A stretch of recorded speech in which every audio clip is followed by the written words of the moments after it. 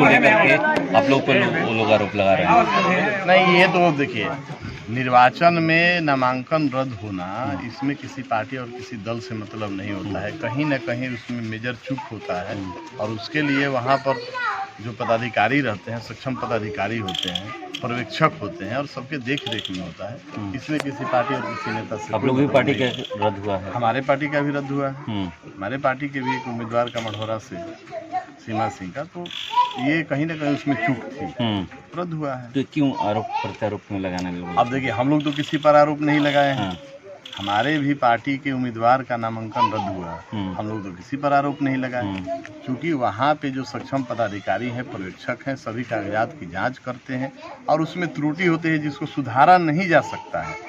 जो मेजर चूक होता है, मेजर गलती होती है, तभी नामांकन होता है। तेजस्वी यादव आज प्रेस कॉन्फ्रेंस करते हैं और एक बहुत बड़ी घोषणा करते हैं, जीविका दीदी को सरकारी हम करेंगे 30,000 वेतनमान के साथ। देखिए, पहले तो अब इस चुनाव के दौर में अब इस तरीके का घोषणा करना, मतलब एक तरीके से देखिए तो आप प्रलोभन दे रहे हैं किसी को। जब आप सरकार में थी और जब आपकी सरकार थी, आपके पिताजी की सरकार थी, आपके माताजी की सरकार थी, तब आपने क्या किया है? उस दौर को बिहार भूला नहीं है और इस छलावे में, इस बुलावे में बिहार के लोग या कोई जीविका दीदी आने वाली है।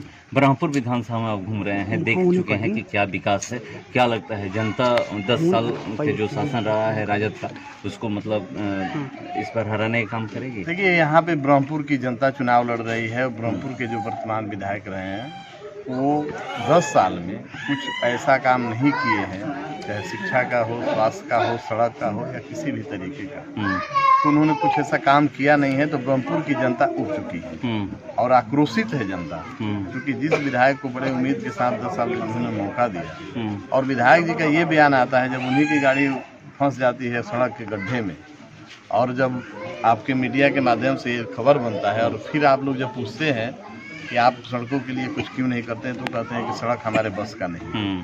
आप और आगे पूछते हैं तो कहते हैं कि कौन हमारे बेटा के बियाह रुकल बा कि सड़क हम बनवाएं। तो ऐसा उनका सोच है, उनकी ऐसी मानसिकता है। वो अपना निजी व्यवसाय में मस्त व्यस्त है। ब्रह्मपुर की जनता और ब्रह्मपुर के विकास से उनको कोई मतलब नहीं है और इस बार ब्रह्मपुर की जनता ये मन बना चुकी है कि ऐसे लोगों को दोबारा मौका नहीं देगी। क्या मुकाबला काटेदार है या फिर नहीं? कहीं भी हम जहाँ भी हम घूम रहे हैं, हमको कहीं कोई मुकाबला जैसा दिख नहीं रहा है। आपके कैमरे गवाह हैं, यहाँ सभी लोग हैं। आप लोग इंडिविजुअल भी जाके पूछ लीजिए, समझ लीजिए। हमको लगता है कि एक ऐतिहासिक जीत दर्ज होगी। जाति फैक्टर काम करेगा? नहीं, बिहार में ये देखा जाता है। नहीं, अब हमको लगता नहीं है, क्योंकि बिहार के हर वर्ग के लिए एनडीए सरकार ने काम किया। आज 10,000 रुपया महिलाओं के अकाउंट में, जो महिलाओं को सशक्त करने के लिए, रोजगार से जोड़ने के लिए दिया गया, तो जाति देखकर नहीं दिया गया। 125 यूनिट बिजली फ्री किया गया, तो जाति देखकर नहीं किया गया। और जो बच्चियों को स्कूल में साइकिल और जो ड्रेस दिया गया, वो जाति देखकर नहीं दिया गया। तो हमारी सरकार जाति में विश्वास नहीं करती है। हमारे एनडीए के सभी नेता जाति धर्म से ऊंचा उठकर बिहार के विकास और बिहारियों के विकास की बात करते हैं। हमारे नेता आदरणीय चिराग पासवान बिहार फर्स्ट और बिहारी फर्स्ट की बात करते हैं।